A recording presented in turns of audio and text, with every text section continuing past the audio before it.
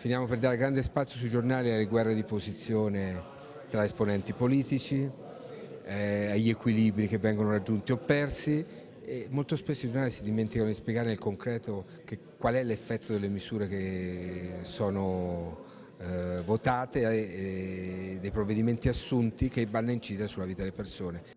L'esempio del direttore di Avvenire sulla recente manovra finanziaria è emblematico di quanto spesso l'informazione sia lontana dal rispetto della realtà, più ancora dal rispetto dei lettori. Marco Tarquinio ne parla davanti alla platea dei giornalisti cattolici veneti dell'Uxi, saliti fino a quota 1800 metri sul Monte Baldo nel Veronese, ospiti della funivia Malcesine Montebaldo. Anche lo splendido panorama che si gode da qui sul lago di Garda è emblematico della complessità del tema di cui si parla in questa giornata che prelude all'estate tra nuvole minacciose. Guardare la realtà, difendere la verità, il giornalista cattolico tra mercato ed etica.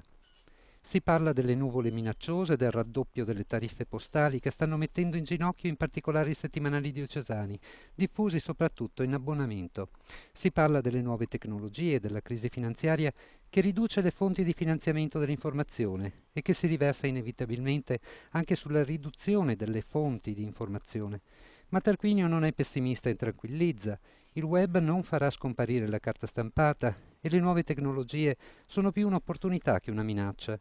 E per quanto riguarda almeno Avvenire, l'editore non pone condizionamenti rispetto al compito primario di questo quotidiano. Cioè il giornale nazionale di ispirazione cattolica, che quindi significa un giornale che ha assunto una grossa responsabilità, quello di guardare con occhio limpido la realtà, ma con valori chiari di riferimento, attraverso i quali servire la libertà dei lettori.